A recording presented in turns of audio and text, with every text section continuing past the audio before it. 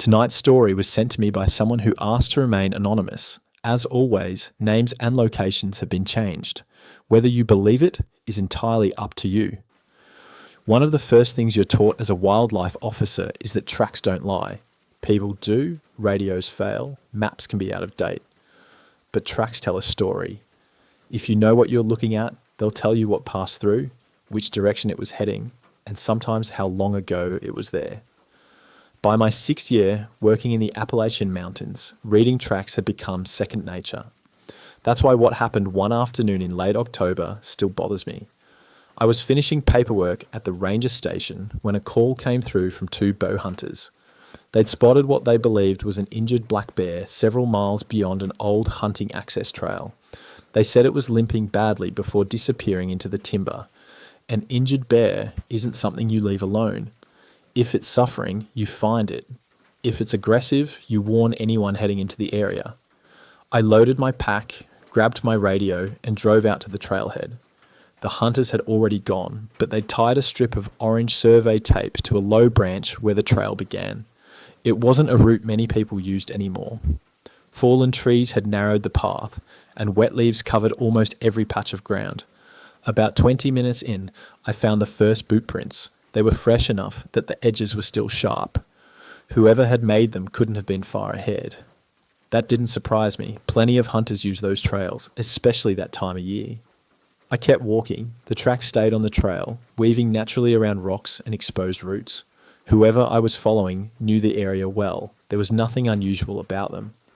Eventually, the trail reached a shallow creek. I crossed without much thought. The current wasn't strong, but it was enough to wash away anything in the mud. When I climbed the opposite bank, the boot prints continued exactly where I expected them to. I remember smiling to myself. At least I'm heading the right way. For the next 40 minutes, nothing changed. The forest was quiet. No birds, no wind. Just the sound of my boots on damp leaves. Then I stopped to check my map. When I looked back down, the footprints I'd been following were no longer in front of me. They were behind me. For a few seconds, I just stood there, trying to work out what I'd done wrong, because I could have sworn those prints had been in front of me the entire morning. Yet now they sat in the mud behind my boots, as though I'd walked straight past them without noticing. I checked my map again, then looked around to make sure I hadn't accidentally taken the wrong fork in the trail, but there wasn't another path anywhere nearby. The creek was still behind me. The ridgeline was exactly where I expected it to be, and everything around me matched the map. I laughed to myself, convinced I'd simply lost track of where I'd been looking, then turned around and continued uphill. A few minutes later, I found the tracks again. They led away from me exactly as before, cutting through damp leaves and patches of soft earth, always staying on the narrow trail, never wandering into the trees. I remember thinking that whoever had made them must have been close enough to hear me, yet the forest remained completely silent. Not long after that, I came across another shallow creek. It wasn't marked on my map, but that wasn't unusual after heavy rain, and I stepped across without giving it much thought. When I reached the opposite bank, I stopped. There were no footprints. The mud was untouched. I took another few steps forward, expecting them to appear again, but the trail ahead was clean. Naturally, I assumed whoever I'd been following had left the path, so I turned around to look for a place where they might have disappeared into the trees. That's when I saw them. The footprints continued behind me. Every single one of them. They hadn't vanished. They had simply started on the opposite side of the creek. I crouched down for the first time that day and actually studied one of the prints instead of just following it. It was a standard hiking boot, about the same size as mine, with a worn tread that suggested it had seen plenty of miles. There was nothing unusual about it, and yet something felt wrong enough that I couldn't explain it. I stood up and looked farther along the trail, letting my eyes follow the line of prints until they disappeared around a bend between the pines. Then I noticed the detail I should have seen an hour earlier. Every print was facing me, not one of them pointed away. Whoever had made those tracks hadn't been walking deeper into the forest. They had been walking out, which meant I hadn't spent the afternoon following someone at all. I'd been walking directly into the path of someone who should have already passed me. And somehow, they never did. I wish I could tell you I figured it out. I didn't. I stood there for what felt like a full minute, just staring at those prints, trying to convince myself I was reading them wrong, so I picked one. knelt down, brushed the leaves away with my glove.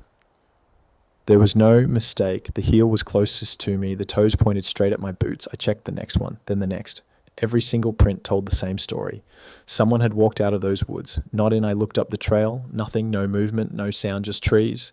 The sensible part of my brain kept searching for an explanation. Maybe I'd somehow turned around without realizing. Maybe I'd crossed another trail. Maybe the light was playing tricks on me. So I pulled out my GPS. It took a few seconds to lock onto my position when it did. The screen confirmed exactly what I already knew. I'd never left the trail. I'd been walking in the same direction all afternoon. I don't mind admitting, that's the moment I decided the bear could wait. I turned around, started back the way I'd come. Didn't run, just walked steady. I kept telling myself there had to be an explanation. People don't simply disappear in the middle of an open trail. After 10 minutes, I reached the creek again, the one where I'd first noticed something wasn't right. I crossed, climbed the opposite bank, then looked back one last time. The mud was smooth. No footprints, not mine, not anyone else's. Just untouched earth, as though nobody had crossed it all day. I stood there longer than I should have.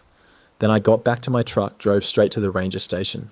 Finished my report, left out everything about the footprints. Who's going to believe that I told them I never found the bear? That part was true. A week later, another officer searched the same trail. He didn't find a bear either. He didn't find any tracks these days. I'm not a wildlife officer anymore. I still spend plenty of time outdoors. I still hunt every autumn. I still trust what I can see. But if I'm alone and I come across a line of footprints leading into the Appalachian woods, I leave them exactly where I found them. Because sometimes the safest trail is the one you never follow. Thank you for listening to tonight's story. If you enjoyed it, don't forget to like the video, subscribe to Coal After Dark, and let me know in the comments where tonight's story took you. Until next time, sleep well.